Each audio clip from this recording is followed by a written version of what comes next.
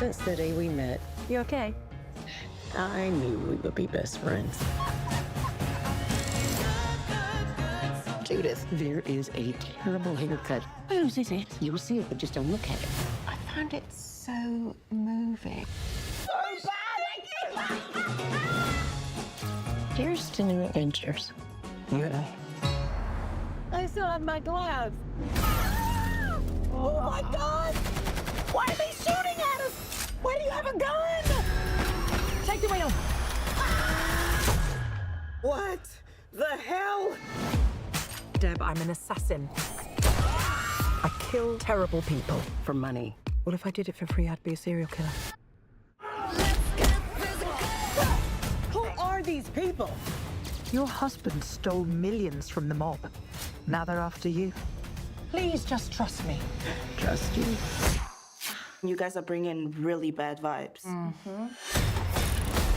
Need passports. Looks so real. Oh my God, it's British. Can you do a British accent? Hello, Governor. Would you like a spot of tea? Probably Don't less speak, is I reckon. more. He's out small-time thugs. I can protect myself. Fuck yeah! She's the most important thing in the world to me. Make a choice. Your friend or this organization. Come on! We're going to steal your car. So sorry, sir.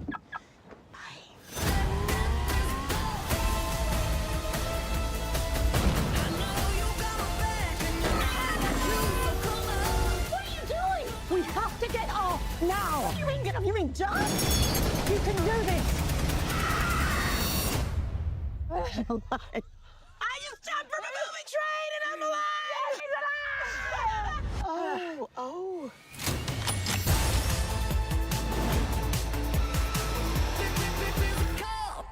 Oh, well, let's see how we're going this good old-fashioned Tuesday this time round. I hope it's going. Look, little things going up there. Hello. Is it recording? Yep. Are we- sure. Can you hear us? Absolutely. Hello and welcome to the Periodic Table of Awesome. My name is Dion and I am joined by Quinny and Jill. Yay! And today we're doing a review of television. Yes, we And then- watched something. An Yes. entire season. And- Yeah. An entire season with Bill Nighy. Uh, Octavia Not to be confused with Bill Nye, No, not to be confused the with science guy. Bill Day. Yeah. Bill Day. Sorry, that was a terrible joke. I mean, let's not detract. We've got Octavia Spencer, we've got Hannah Waddingham, we've got Bill Nighy, we've got a bunch of other actors. We've got a Jeff Bezos funded television show. Yep. Yep. We've got Ed Skrein, a guy Yes. whose name is one that sounds very unpleasant to say. But you may or may not remember him from as being the main bad guy from the first Deadpool movie. Or you may remember Oh yes, Francis. Yeah. It's Francis. you also may remember him from being in Game of Thrones and then deciding that he didn't want to be in Game of Thrones. Oh, that's right. Yeah. And then they got another guy, and everyone was like, "He's kind of hotter." Yeah. Yeah. And everyone was like, "Okay, Ed, see ya." Yeah. I mean, he's essentially done what Stuart Townsend did in Lord of the Rings. You know, decided, I don't really want to be Aragorn. Well, I mean, and also, who was the guy from Mission Impossible 2 who was going to be Wolverine? Doug Ray Scott. Doug Ray Scott was going to be Wolverine and then dropped out. He's like, Yeah. fine. Mm-hmm. Yeah. Yeah. In a long history of people who dropped out of things that they shouldn't have. Yeah. Hi, Ed. But look, it's never fair to judge someone for their acting roles because sometimes it just doesn't work out. Hey, he's still working. He's got Yeah. a job. Yeah, Yep. he's in this Yeah. thing. Exactly. And there's plenty of budget in this one, I gotta say. I think Yeah. so, yeah. Yes. Yeah. I don't know. How did you guys come across this one? Because I saw like a trailer or something and I thought, that's an interesting looking movie. Oh, yeah, it was giving cinematic vibes. I was like, Mm. oh, it's a film. I'm like, yeah, maybe. But My mum was actually the one that told me to watch it. Oh, really? Yeah, Oh, my parents nice. binged it quite early on and Yeah. quite quickly, and she was like, "You'd love it, Jill. You got to watch it." I thought, maybe. I got to this one through WOM. It was word of mouth. It was Oh. like, hey, Right. watch Roto Day. It's fun. And I was like, okay, I'll try and watch that. And then I watched the first episode and I was like, it is fun. Yeah, This is surprisingly good. I was like, and- "Oh fuck it, I got nothing else to watch. I'll try it." And I'm like, "Oh shit, okay, it's good." Yeah, I saw the trailer and I thought, oh, that's an interesting looking movie. It did have that feel of like a Netflix original movie. Yeah, You know, Sure. it's like they've thrown a bit of money at it, but it still has that slightly televisual vibe. And then I realized, oh, hang on, no, it's on Amazon. Oh, and it's not a movie; it's an entire series. I was Yeah. like, oh, okay. I But mean- also, fucking Hannah Waddingham. I would Yeah. watch Hannah Waddingham fucking show up to pretty much anything. And you Yeah. can, because she can show up for Yeah. anything. You never I'd know watch where her she's gonna watching paint dry. I would absolutely. And I do like this one because it really is that kind of thing that is it's basically like her audition to play James Bond, Mhm. and I'm 100% on board for that. Sure. Like, you know, But if I she mean, was look- if she was going to be suddenly Jane Bond, you know, I'd be all over it. You know, Amazon's had a bit of a thing of trying to put, you know, a couple on a screen and have them do spy shit. Do we remember Mr. and Mrs. Smith? Yes. Yes. A few other shows, but this one I feel is a refreshing change because it's pretty simple conceit, but Yeah. I think it's very lovely because of the two leads that we get to follow through. Plus, it's got a pretty good supporting cast. Got to say, all around pretty good. Yeah. And also, Hannah Waddingham gets to fucking do all the cool stunty bits, or as much stunty stuff as she can, but gets to be real kick ass and cool. Yeah. We You should love listen that. to your friend Hannah Waddingham. She's really cool. She's a cool dude. Yeah, it's interesting though, because like you sort of say a bit like Mr. and Mrs. Smith, and I like this one because it's almost that exact kind of True Lies, that kind of Yeah. one person discovers that their significant other is in fact a spy and has Yeah. been doing all this spy stuff. But in this case, it's not their love, it's not their partner, it's their best friend, their BFF. And I think that gives the whole thing a totally different vibe, and I really dig it. Yeah. I like that twist. I like that it felt like something completely different, that we haven't actually seen anything quite like this before. No. Mhm. It's like that time I found out you were a Russian agent, Quinny. Oh, I wasn't supposed to tell people. Sorry. Yeah, I was like, well, I'll see you at work tomorrow then, comrade. Comrade. What we're going to discuss, though, is what is Ride or Die about? I hope you've got some synopsis ready for us, Quinny. I do. It's very brief. I couldn't find a particular. That's right. I don't have any long music one. for you. There will be no music Okay. going over this, or maybe I'll put it in later. I don't know. We'll figure Yeah, that out. But we'll just- you got a suggestion for an accent? Jill, do you got any suggestions out of this? Oh, Anyone in the chat got God. an accent for Quinny for this one? I mean, Maybe? British, I guess. Well, could you do an American ham fisting a British accent? Whoa, All that's a right, challenge. governor. I'm kind of down for that. Well, there's one Okay. vote there: posh British spy or excited Southern women. Or an excited Southern woman attempting to be a posh British spy. Yes. Oh, my Okay, stars. bad British. Isn't that just Jason Statham? Yes, yes. Aw. What? Okay. Well, hi. Debbie discovers that her friend of 20 years, Judy, no, Jill's like, fuck no, just stop, just The stop. needle is all over the shop. Quinny, pick a lane. I was going for all over the shop. I was going for Southern woman who's pretending to be British. You don't need to do the lots of different places. Debbie has discovered that her friend of 20 years, Judith, is secretly an assassin. After a hit goes wrong, they go on the run whilst being targeted by a mysterious enemy, forcing them to confront the secrets between them. There you are. Hello, Austin. Hello. Yes. Hello, Yes. Austin. Nice and simple. No fucking around. Don't think about it too much, Austin. And that goes for you too. Yeah. Yeah, look, it's fun. It came out. It's this year. It's very recent. It didn't start when did it come out? In July. Yeah. So it came out last month. Yeah. On Amazon digital platform and is a television show. Yes.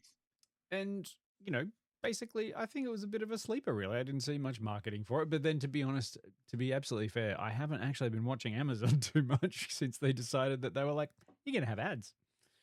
Or if you don't want ads, you're going to pay a bit more. And I'm like, okay, I didn't want any of that. I already pay for a subscription. Why would I pay to again more to not be inconvenienced? Yeah, and we'll see how that court case with the ACCC goes. Yes. Yeah. Don't forget wouldn't we about like- that. If you had a Amazon Prime subscription before they introduced ads at the same price, you may be entitled for compensation. Yeah. Because And if you want to call your lawyer, Quasar, I'm sure he'll be able to help you. Quasar law.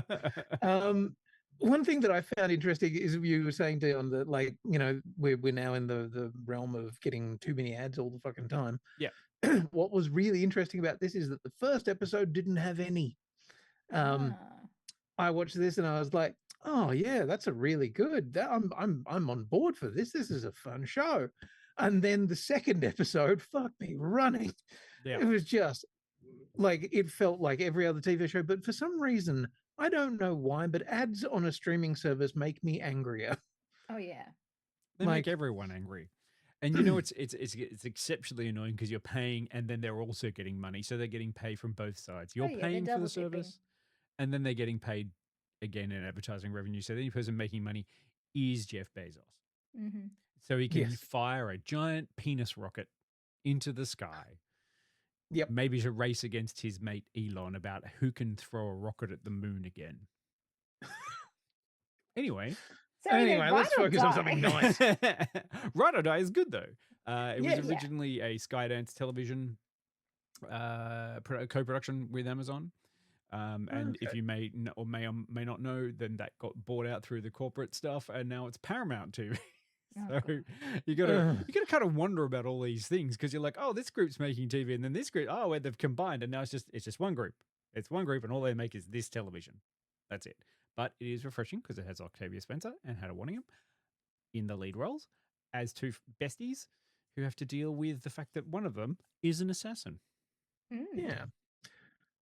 Interesting thing. One of the directors of at least 2 or 3 of the episodes is Andy Muschietti, the guy who directed the Flash movie. So we're not going to hold that against him. But he also directed a whole bunch of the It films. So yeah, interesting kind of things. Jill, you're not selling Jill on this. Good thing she's already watched it. Yeah. Okay. There's no clowns in this one. I can tell that because it does actually feel very cinematic, and it does feel like a very long movie chopped up into smaller, more accessible pieces. Because I have to admit, even though it is a television series, it doesn't feel slow. No. It doesn't feel like it's dragging, like it's building to a couple. It has lots of twists and turns, but it feels like it ratchets along pretty quick, which is what you need for a television show. Yes. Sorry, I'm going to have to walk back what I just said. Andy Muschietti was directed. It was slotted to direct 2 episodes. Ended up not doing. The person I was thinking of was Peyton Reed, who directed Ant-Man. Right. Yes. Yeah. Sorry, my apologies. I wanted to get that right because it's right here in front of me. And I did look at that name and I thought, oh, he's a pretty good director. Like, I mean, he made. Yeah, well, I mean, the first Ant-Man was a heist film, so like he kind of knows the genre and can kind of translate that into this spy action thriller. Yeah, yeah. I fucking really enjoyed it. Like, I'm just gonna put it out there right from the start. Nice. Really enjoyed it. I found myself really engaged with the characters. So yeah, our 2 characters are Judith and Debbie, and they've been friends for a very, very long time.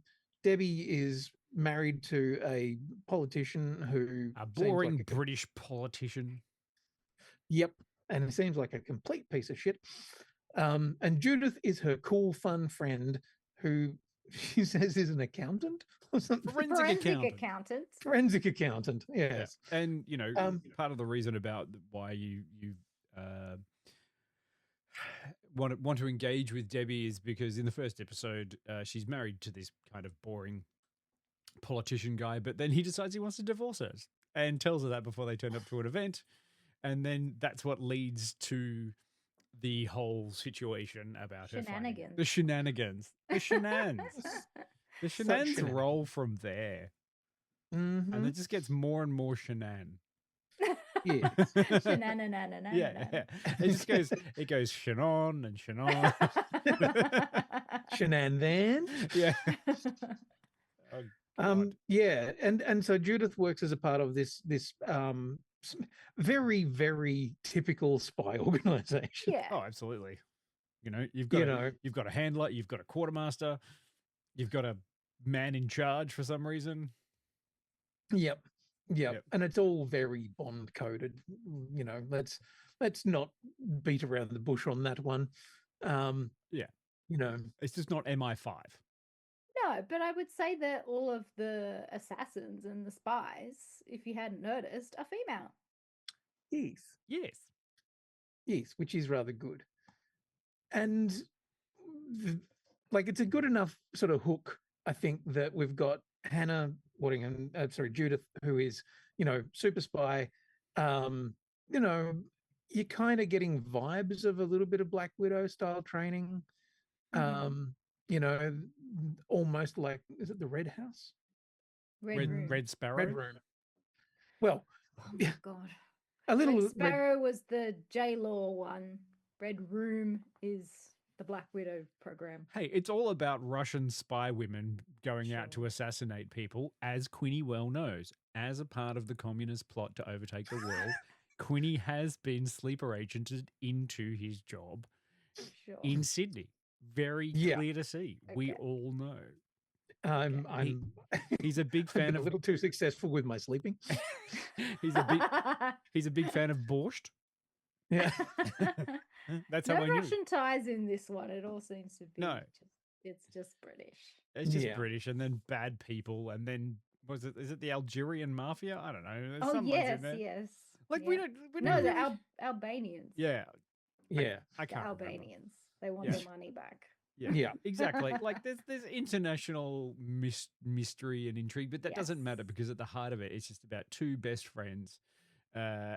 One very conflicted and the other kind of less conflicted, but just more pissed off. But also conflicted. I don't know. Look, it's just I was going to say, have a good dynamic. I'm feeling like they're both fairly conflicted about various different things. Sure. You've got someone who has a relatively boring life being thrown into this disarray, and then someone who has a quite exciting life trying to figure out if they can still maintain a friendship. Yeah. And what do those choices make?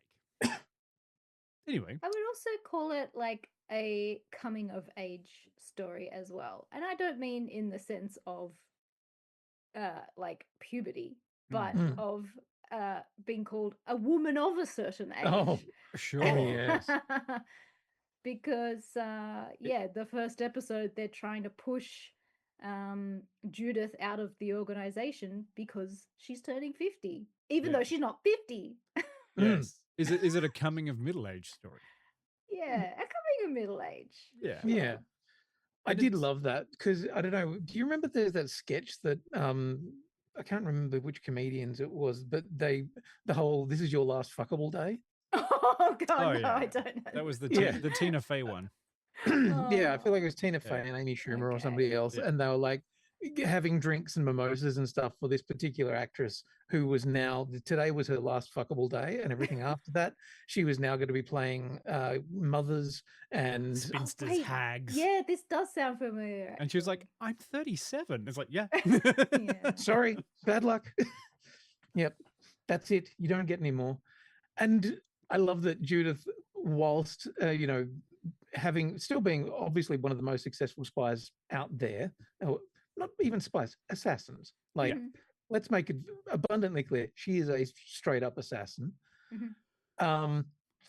She's starting to act out and is kind of making decisions about how she kills people that are not to the benefit of the organization. Yeah. And it wasn't until quite a ways through it that I realized that one of the things that she doesn't do or doesn't like doing is shooting people. Like you can go through pretty much the whole thing, and at any time that there is an option for her to take out a target by shooting or by doing it another way, she will always choose the other way. Oh, okay. Well, that's good, because shooting people is boring and not very filmic, and this show needs to have action happening, which is why they make her fight in a whole bunch of different like areas, including I think in the first it's in the first one where they go through the kitchen and she beats the fuck out of a bunch of people in the kitchen, and I was like, that's a really good fight scene. Yeah. And that's really believable of all the things that she's doing. So you're right in sort of giving it that bit of contrast to like, hey, we've done James Bond, but you know, this is Jane Bond, and just as deadly and just as good. But and also possibly tied into the longer plot as well, that like, of course, she's an assassin. She's been dealing with some stuff. She's got some history. She's got some shit that is, you know, coming back to haunt her a little bit. No spoilers there. So as a part of that, maybe this is why she's chosen the things that she has chosen. I was pleasantly surprised when I realized that there was that extra level of depth there. And I was like, oh, okay, that's kind of cool. Because it could very easily be a very surfacey kind of romp. Yeah, because it's not really until a few episodes in that you do start to get this other layer that comes through. And it definitely kept me interested and kept me wanting to find out what was going to happen next. So, yeah, I think the different levels of it kept it entertaining over the, what was it, 8 episodes? Yep. Yeah. And they're like 40 minutes each. They're quite long. But I think what I found really refreshing about it, and the thing that I liked, is because we had that comparison of like a James Bond kind of thing, but it's not really James Bond. And I like it in that way, because who is James Bond that we know? He's a womanizer, alcoholic, you know, MI5 agent, doesn't have any friends. This is a different perspective. It's female-centered, exactly the same capabilities, exactly the same kind of, you know, way they present that, but has friends, has relationships, knows how to maintain. Doesn't have a lot, but I like that it focuses on those two different things, and that's the point of difference. That it was like, oh, this is a nice and refreshing and interesting story. She's not particularly, I mean, she's traumatized by her past. That's fine. But then you actually you see how she interacts with people. When she finds her people, she wants to keep that, and how does she move on? And exactly what you said earlier about facing that time of their life when they're perhaps being forced out for no good reason whatsoever, apart from just it's time for you to leave now. It's like, it doesn't have to happen.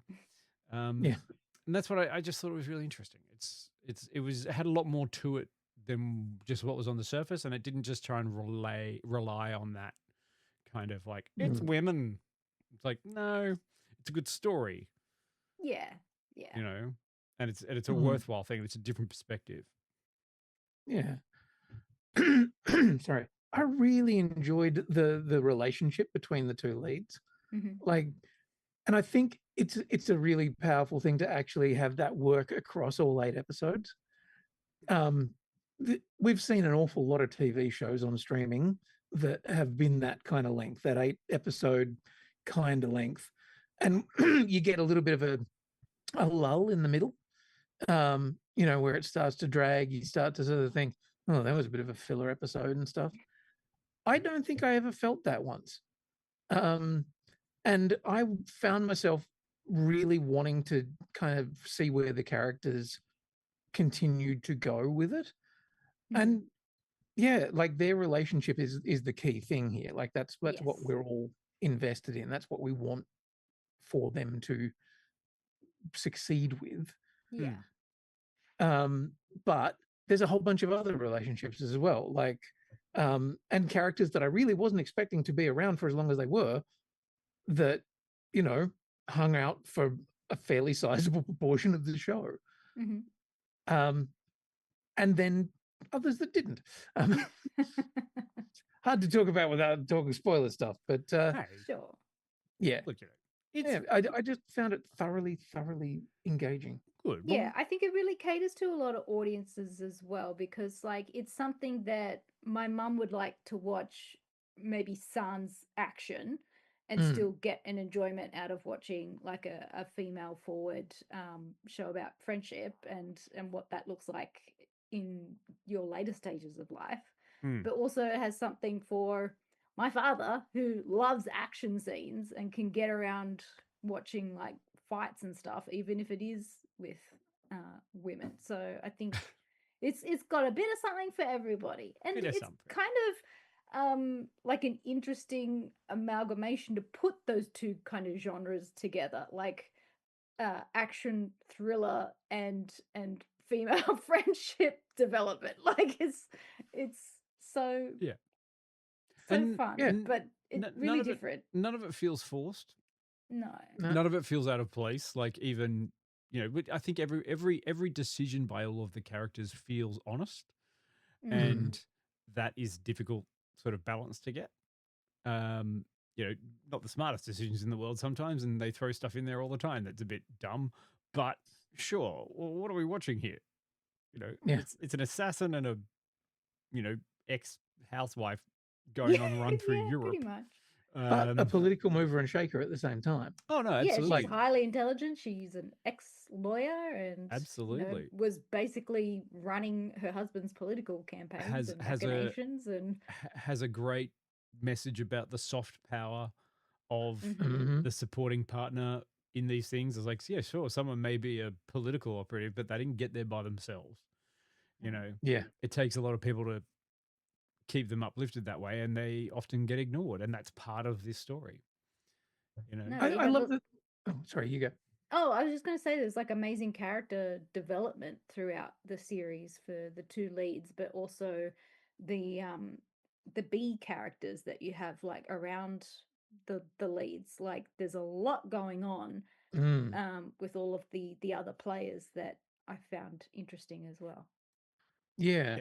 I thought it fascinating that here is a spy thriller or whatever, where, you know, there aren't many out there where key plot lines would be involving around going antiquing, or a book club, you know, and I think the fact that they can do that and go, yeah, this is a as you say, female forward story, and these are core parts of that story, but at the same time it doesn't feel ridiculous and it doesn't feel reductive.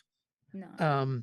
You know, we're not saying, well, you know, yeah, she's a badass assassin, but you know, she has to go to book club, or, you know, she likes antiquing or whatever. It's like, no, that's actually a really important part of the story here, and builds up those characters. And I was just like, there's some very smart writing. Yeah. It's just good ideas activated quite well. Like, I mean, you know, another example is that hostel. Remember when they get trapped in the hostel? Oh, yeah. Yeah. And that mobile phone women-oriented light stalking. Oh, okay. Yeah. No, it's just half an hour. Just, you know, girls being girls. Yeah. You got to find someone. It's like, oh, but I only have this one photo of them. Like, can you help me? It's just like girl power. Everyone. What can a room full of 10 girls in a hostel do in the next 5 minutes to find someone you met at a club at 2 a.m. last night? Bit of advice for any cis hetero guy out there: you're probably in a group chat somewhere. just get comfortable with that. The whole thing is like, your name has been in a group chat somewhere. And what's more, they know what you're doing more than you do. Maybe they may or may not. I don't know. That could also be a stereotype. We don't need to know about that. What are we going to do about a rating then? Before we come back and talk with a bit more spoileries, spoilery do's after this. Oh, what do you think? No, Oh no, no. Have you watched it all? Did you get all the way through? I think I've got 2 episodes left. I just ran out of time. Oh no, I finished it. Yeah. Just smashed it. Yeah. Is it worth a bit of a binge? Did the last 2 episodes just this weekend.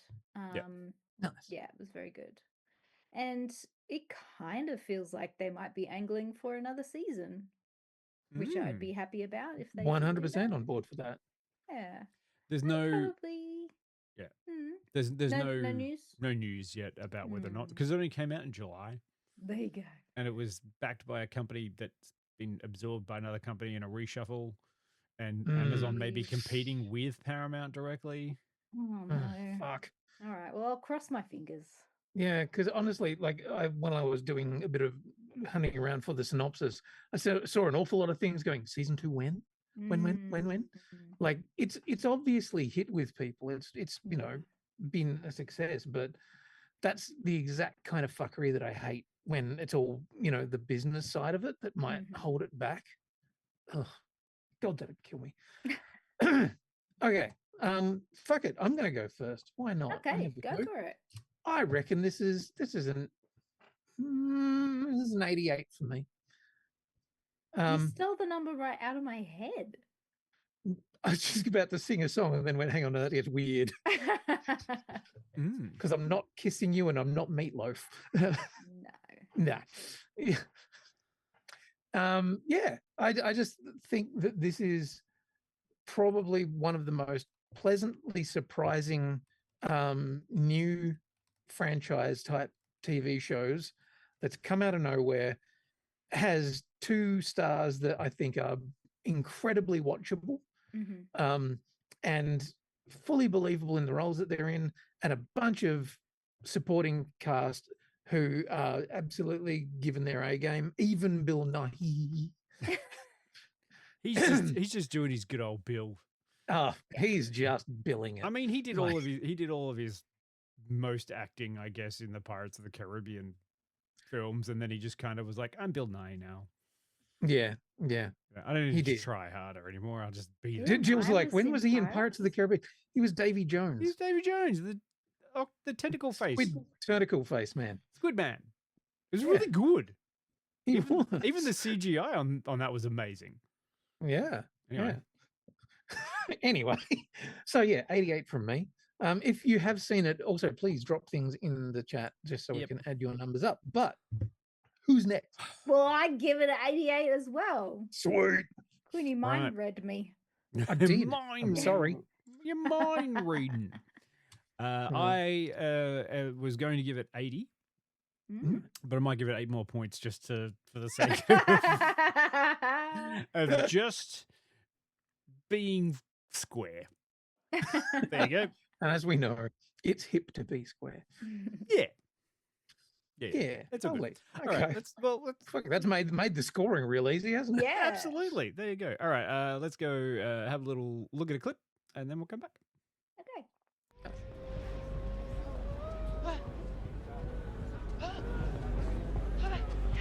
Judith, what are you doing? You look incredible. Are you drunk? No way. I've never been more sober. Oh, no. Is that tequila? Oh, no. I'm a woman. Come on. I can do anything I want. Listen, I gotta tell you something about David. I gotta tell you something about David. It's been the worst day. The worst day. I stood in my truth. I stood in my power. I stood up for myself. You would have been About time, I gotta tell you what happened. We're in the taxi, and I'm reading David my notes I made about the water in the gala, because you know how I like my notes. You know what he doesn't appreciate? How hard I work on the notes, how hard I work on that. He doesn't appreciate what I do. You'd be so proud of me, though. I stood up for myself. And you know what else?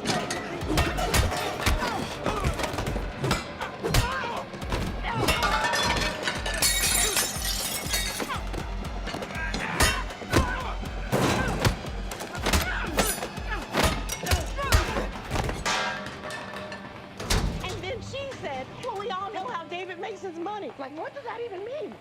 You know, we are really power walking today. Oh, yes, there you go. A little bit of the old 1-2 punch there from Hannah Waddingham in a fabulous dress and outfit.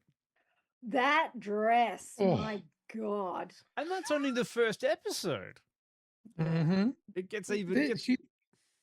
They drop a couple of pretty fucking spectacular dresses on her I throughout. am just in love with her. Yeah. And I love that. I saw an interview with her where she was talking about the fact that she loved that in this she was allowed to, nay, encouraged to wear heels because so often, because she is a tall lady, they put her in flats because they don't, they don't want her to tower over whoever the co-star may be. In this, they're just like, no, you're it. You're the star. Go. Yeah. There isn't a man to be diminished for on this, which I think is really good. Also, funny little bit of trivia. Do you know that Hannah Waddingham emigrated to Australia? Oh, I did not. In 2012. I did not know that. And then went back pretty soon afterwards because she scored a gig in Les Mis. But yeah, there was a brief time there where she was Australian. Fuck. That would have been fucking amazing. And then we lost her. She went back. Come back, Hannah. I want to marry you. Yeah. Yeah. I first saw Hannah Waddingham and like first noticed her in the TV series Krypton. Oh yeah, she was good in that. Yeah, she was this badass fucking Kryptonian general with only one eye. And I was like, I don't know who that woman is, but she is fucking like owning every scene she's in. Do you mean Jax? She was Jax. That's correct. Well, now I got to go and watch fucking Krypton. Krypton. Yeah. Do I though? It wasn't bad actually. It was a pretty good show. It was surprisingly good. Got 2 seasons and it was like ramping up to being something really quite interesting, and then they fucking shit canned it. And they capped it. Yeah. Because it was on Sci-Fi Channel. Look, it's fine. Anyway. Yeah. Spoilers. So spoilery spoilers. bits. Wait, I got to put the spoilery logo up. Apologies. There we go. Bit of spoilers. Quinny's doppelganger was in this show. Which one was my doppelganger? Bill Bailey. It's Skrein. Oh. Oh, look, we've got Timu Bill Bailey. No, they had Timu Bill Bailey. Yeah. It's so weird seeing Bill Bailey without the long hair. Every time I'm just like, he's a bit like Samson. I think they've cut away his power. Oh, he's coming back to the shores. If you're worried about that too, this year. Oh, okay. Yeah, I wasn't, but now I am. I think I've got tickets to it. That's the Oh, reason lovely. I was like, oh yeah, it's Bill Bailey.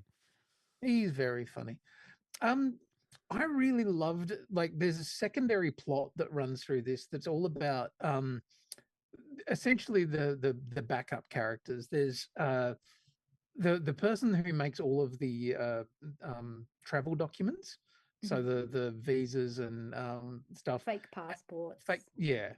And they're also they're essentially the Q character. Like, they do all the weaponry and stuff. And there's a secondary plot line. Yes, Quinny is the character's name, and that's why I love her, because it sounds like me.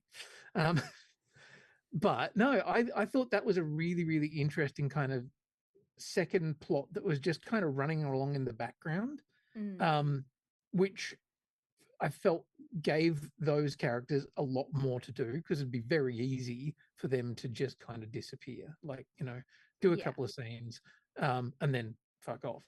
But yes, her name starts with Q. But yeah, I really enjoyed those characters, and then you finally get a bit of a resolution on that. You're like, oh, okay, nice. There's intergenerational trauma. Yeah, I think for something to be that successful, it needs to have more than just one plot line to follow. Because you do have such a large cast of characters, and you want to fill 8 40-minute episodes, you need a bit of substance to keep the interest going.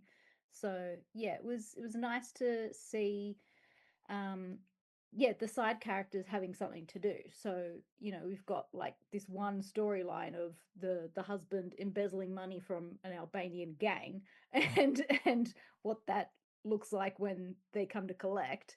But then the subplot of, actually there's another assassin that's out there that's been hard done by Judith, and is coming back for revenge. And so you have all your other characters trying to take care of that part of the plot. Yeah. And that whole thing about Judith not shooting anybody, that ties into that plot. And this is proper spoiler territory. I'm pretty sure the last time she shot anyone was that other assassin. Right. That makes a lot of sense. Yeah, there's that trauma thing of going, oh no, I've killed my best friend or whatever. That whole plot line had a bit of a Killing Eve kind of vibe to it. Yeah. But yeah, but also different enough. But it was fun. It felt a very British production funded by Americans. Does that make sense? Yeah. So like I know it's Amazon Prime, but it feels like a British show. It has a little bit more of that attention to detail about the creation of sort of stuff. It's not really got a lot of filler there. It's not afraid to talk smartly to its audience and go, keep up, come on. You know? Yeah, I never once felt like this was telling a dumb story. You know how there are some things where you're like, oh god. I don't think I ever rolled my eyes at this once. But why would go to Albania? I don't even know where that is on a map.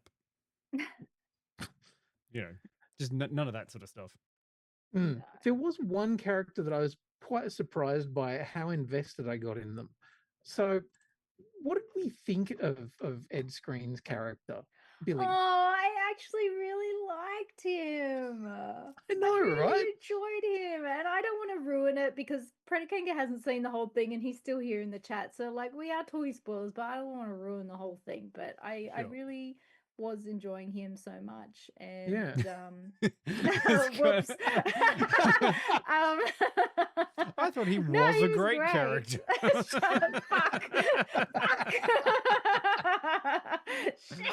Shit. He's definitely someone that did appear. Shut up, Dion. But yeah, like he was a character that initially I was like, okay, we're setting up and this was probably one of the more interesting turns actually.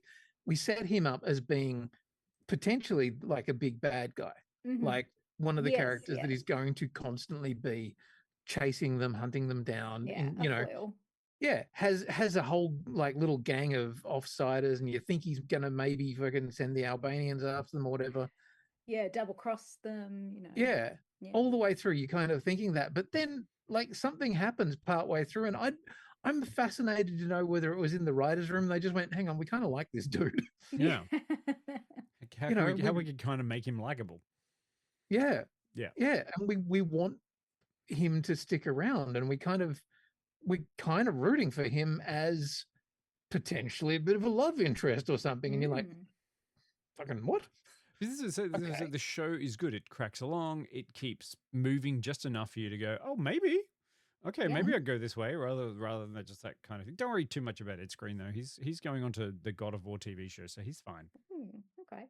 Yeah. Hope he doesn't break his arm or anything.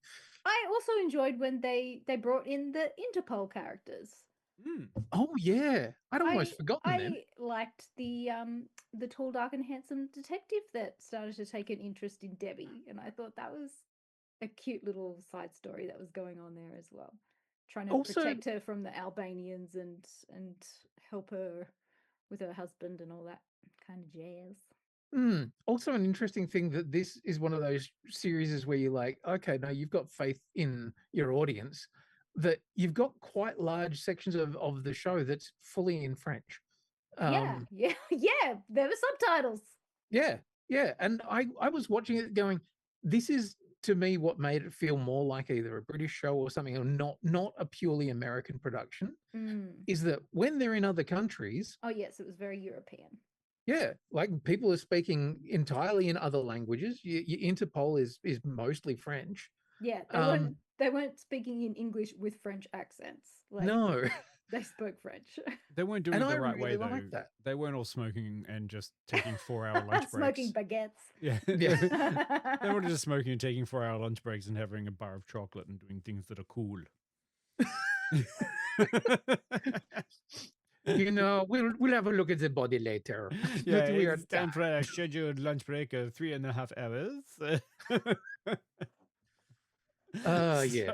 I'd actually forgotten that whole secondary plot line of the Interpol. It's not even a secondary. That's almost a tertiary plot.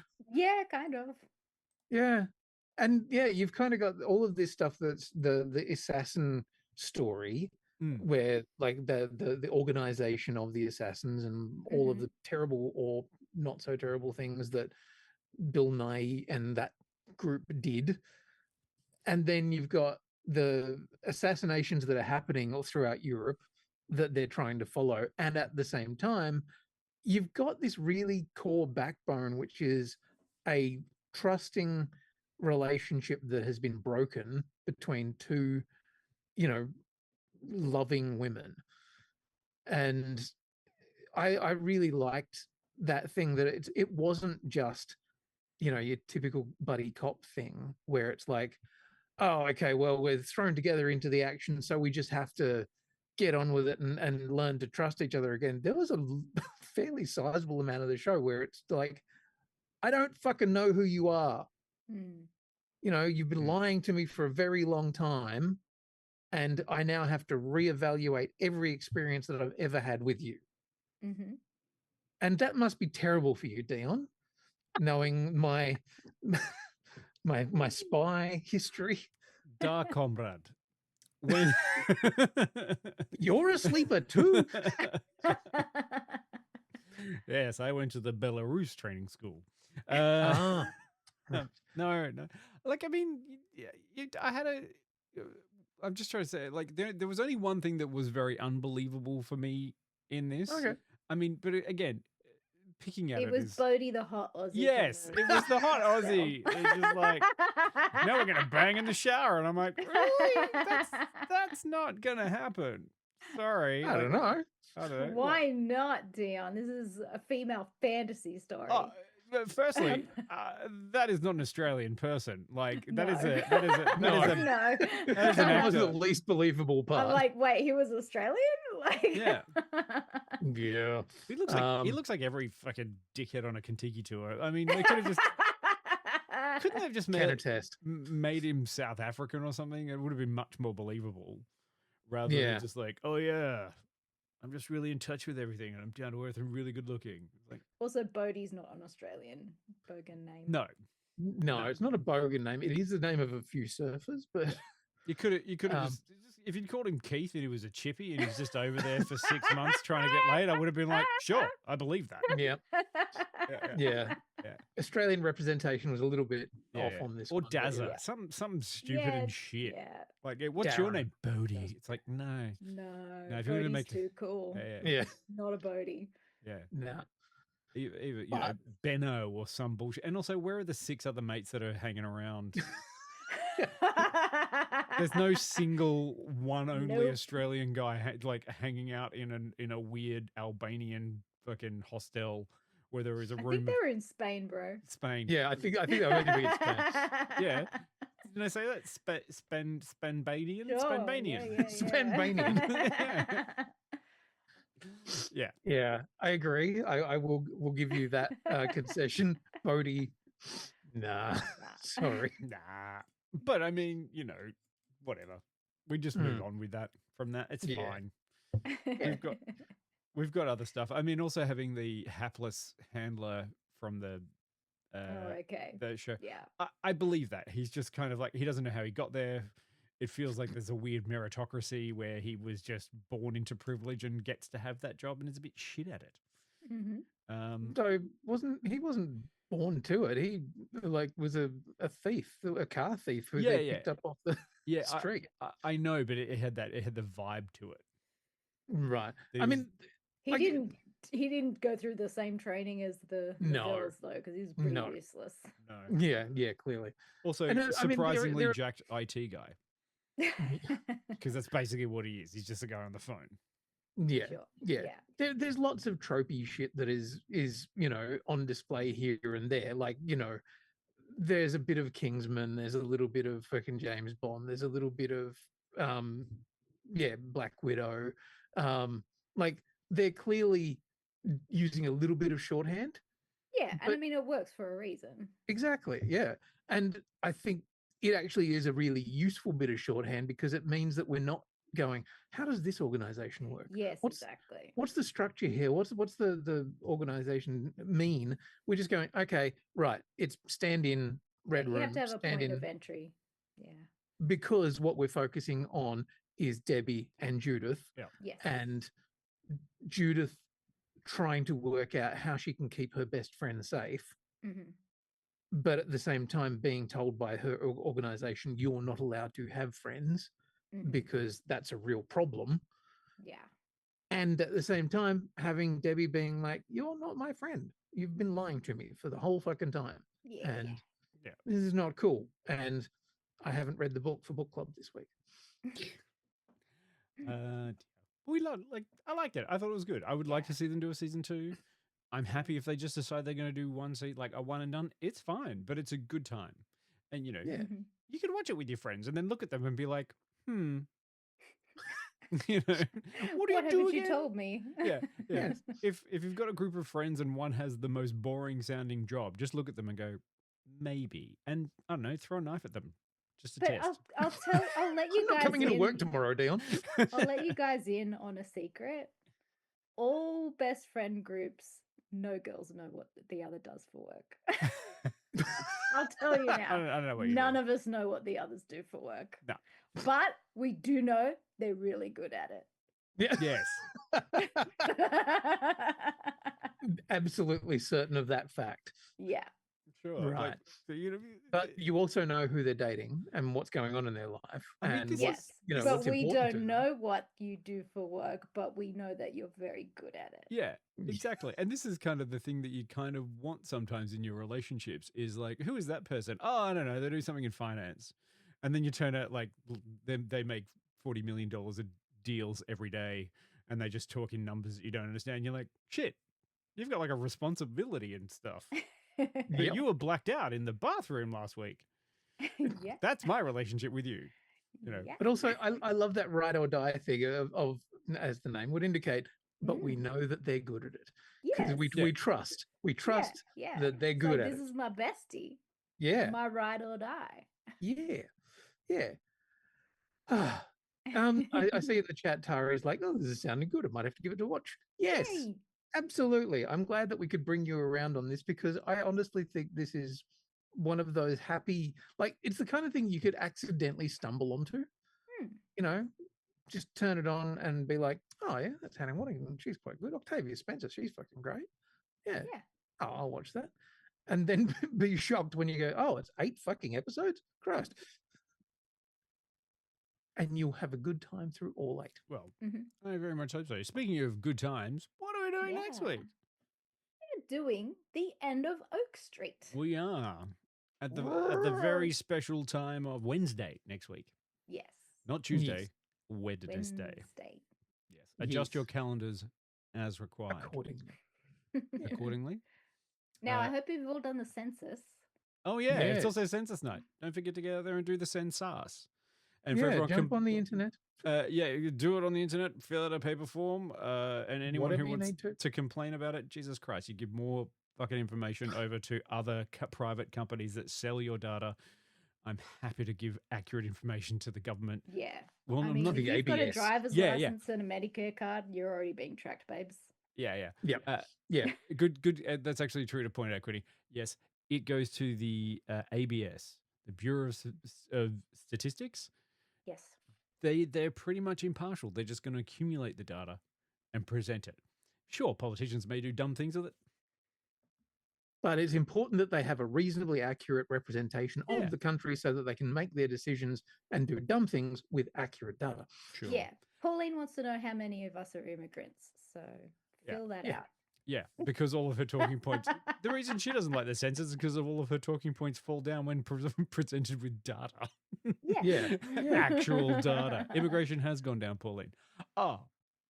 Well, you're just letting too many people in. It's been going down. They've been like we also let the white ones in too, Pauline. Yeah. Oh, well, they're fine. Sure. And Karina says data is also more used by local councillors too. Like, that's the thing. Good census data is used by fucking everybody. Like, it's incredibly valuable data. Sure. and helps organizations know where to send money to. Yeah. yes, Or also go, hang on a second, we have 4 times the population as our water supply can Yeah, accommodate. maybe we don't put that data center in. Yeah. yeah. You know? Wouldn't that be nice? Wouldn't it be nice? Anyway, yeah. if anyone wants to Actually, and this is something. a data center with me, let's go to Balcombe Hills. Yeah. Yeah. Also, interesting thing that I noticed this year, because I did it just a little while ago. This year, last time, the question of religion, they had atheism as a religion, and that was a bit of a data sticking point, because that by saying that atheism was a religion, it was misnomer. indicating that more of Australia was religious Yes, yeah. than in fact it was. This time they've got that clearly separated out.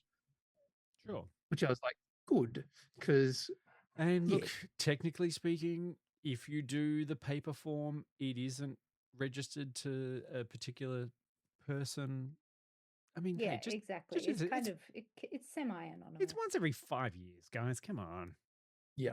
Yeah. Not that big a TikTok deal. knows a lot more about you. True. And they will sell shit to you. Yep. 100%. Anyway, enough of conspiracy theorists. Yes. So next week, more. end of Oak Street. It's dinosaurs. It's Ewan McGregor. It's Dinosaurs. Anne Hathaway. Anne Hathaway. And I think it looks like it could be a lot of fun. I Who got knows? it confused for a while because you watched a film on the weekend, Jill. I did. And I thought that's what this was. Oh, no. No. So Definitely not. what's the one that you I watched? watched a film called The Last House. Right. On Not on the left, Netflix. just Not just The Last House. It was interesting. okay. It was interesting. It was a little Yeah. bit quiet place, but with Okay. rain. It's a And- quiet place, but with rain. and you can't leave the house. I don't Oh. know. It was weird. It was weird. But, you know, as we were saying with like Ride or Die, it's like we had moments of foreign language with subtitles and nothing was like spoon fed to us. This movie was very definitely, oh, maybe people aren't watching it. So when somebody's holding up a chalkboard trying to talk to someone in the house across the road, they're going to say everything that's on the board. Just in case we know that you're double or triple screening it. Yeah. So I was like, oh, great. I don't have to put the phone down. He's just going to tell me what he's asking the neighbors. Cool, cool, cool. Yeah. Excellent. Yeah, for some reason, I remember seeing both of the trailers at a similar time. So I got it slightly confused in my head. And I thought that Last House thing was like they're hiding the house away from dinosaurs. Oh, no. No. I wouldn't rate Last House, guys. Maybe don't watch it unless you're truly bored. I have been enjoying watching Silo season 3. Yeah. Yeah. That has Yeah, actually been good. It's like more shit's happening. I'm like, oh great. Yeah. Should I give it another go? Should I watch season 3? It's doing the time skippy thing where it's like pre whatever collapse of humanity Oh, okay. as well as what's going on in the silo, and it moves quite rapidly, and I'm like, oh okay, this is kind of what we were after. Like season 2 was a bit dull. At least this one feels like it's going somewhere. Okay. Well, I've already put the time. It's that cost sunk. What's that called? The sunk cost fallacy. Thank you. Don't worry, I got you. I've already put the effort in. I've done 2 seasons. Don't worry, Better Jill. keep going. If it gets boring, you can just go back to C. I'll never go back to see. No. Hey, the evil assassin person who's hunting Hatter Waddingham in Ride or Die was the main evil bad woman from C. Yeah, I know, right? There's a link there. See, I wasn't just making shit up. Okay. All right. Well, Well I won't cancel the Apple TV just yet. Not I'll just watch Silo and I'll watch Ted Lasso, and then I was going to say Silo, Ted Then Lasso. I'll You got a give it a couple of pretty break. good reasons. yeah. Okay. I've been catching up on Cape Crusader. It's See, very interesting. Please call I- him by his legal name, Quinny. Really Bruce? struggled Batman. with. Oh, I sorry. really struggled with this series, Quinny, because of the fucking ads. Oh, It's a 20-minute yeah. episode and they put an ad break in the middle and they don't time it. They're just like, No. oh, you're having a conversation? I'm putting an ad in right Bam. now. And I'm like, I couldn't watch it. Yeah. Yeah. No, that was like, So that is frustrating. infuriating. I agree. What's it Like- on? Amazon. Yeah. And it's annoying as hell because it's beautiful. Like it's Bruce Timm style Batman. Yeah. Like yeah. It's good. it's like it could so easily just be another season of Batman the Animated Series, Yeah. but for adults. There's a lot more violence. There's a lot more blood and stuff. But yeah, those ads are fucking. Fuck you, Amazon. Yeah. Like put one at the start that you can't skip. That's fine, but like not in the middle when like a character is talking. Yeah. And then you have to come back and you're like, what? They were in the middle of saying something and now we have to, Maybe we're not kids, starting over. We're just continuing. I'm like, I don't remember. Put that in your census. It's the enshittification of things. Yeah. What has been enshittified in your census recently? Yeah. I did see somebody sent me a picture of somebody found a Mars bar that somebody had in their house from like 1998. Stupid. Like, yeah, still give it a go. I need it. Yeah. And the difference just to look at them was pretty fucking stark.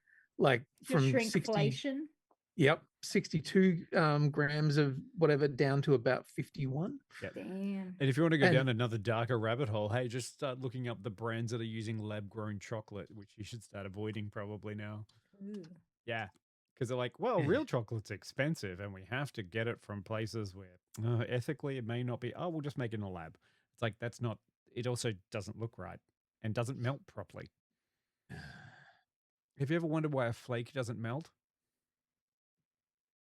I never did. Yeah, exactly. Now you're going to, now there's a whole bunch of conspiracy things. Get my tinfoil hat. Sure, but they also say that there's like, what is it, like wood chips or whatever in shredded cheese so it doesn't stick together. Oh. Yeah. I believe that, but some wood chips are delicious. Yeah, I love my wood chips in my Parmesan. I saw someone like you were talking about, Jill, with the Mars bar thing. Oh, sorry. Yeah, the Mars bar thing, but someone had held up a cheese stick thing and they're not just doing it like slow, like they're slowly trying to do it, which is like one was a good 2 centimeters shorter than the others in the packets that they're going. And they're just seeing how much that you can accept and they'll slowly phase out the old one and just make it the standard is now the smaller. Yeah. Yeah, fuck the cheese sticks. Fuck the cheese sticks. Fuck the cheese sticks. Oh, thank you. Okay, you can't get enough Dungeon Crawler Carl. All right. I haven't finished the book yet. Sorry. Still haven't finished. It's okay. You finished that one. That's the main thing. I'm still in the Parade of Horribles. Right. Thank you so much for joining us. You are a lovely bunch, as always. And to all of the rest of my lovely people on this stream with me, I love you. You're wonderful. Yeah. Love you, Quinny. Thanks, love you, chat. Enjoy the rest of your week, everybody. Yeah. It's a good. Do something nice for yourself. Something Enjoy the weekend. Oh, what are you doing, Jill? Sorry. Yeah. What are you doing? I'm going to Oz Comic Con in Canberra. Yeah. So if anyone's going to be down there in Canberra, hopefully Casper, I'll see him. I was going to say, nice. I know Casper's a Canberran, but he's not here tonight. No, he's not. But where's the submachine usually gun? He usually pops into the event. So hopefully he's not working, and I'll run into Casper. But I'm looking forward to it. Hope you got a sub for him. Yeah. Oh, and I'll be cosplaying from Project Hail Mary, and look, there it I is. got some Rocky. This is a group I'm waiting project. for Karina to lose her shit now. This is a group project.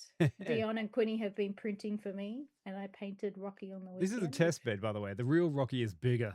Oh yeah, this was just for this weekend. But if you see me at Sydney at Oz Comic Con, I will have a life-size Rocky soon. Yeah. Amaze. With real eating action. Oh God, I hope not. Oh dear, that's a joke. I'm not going to do animatronics for sure. No. Oof. All right. Yes. Fist my bump indeed. Okay. Thanks. Have a great weekend. Yeah, come see everyone. Jill if you're in Canberra or want to go. If you're in Canberra. Yeah. Otherwise, see you next week. See you on Wednesday. See you next Wednesday. Yeah, Wednesday next week, everybody. All right. Take care. Bye. Bye.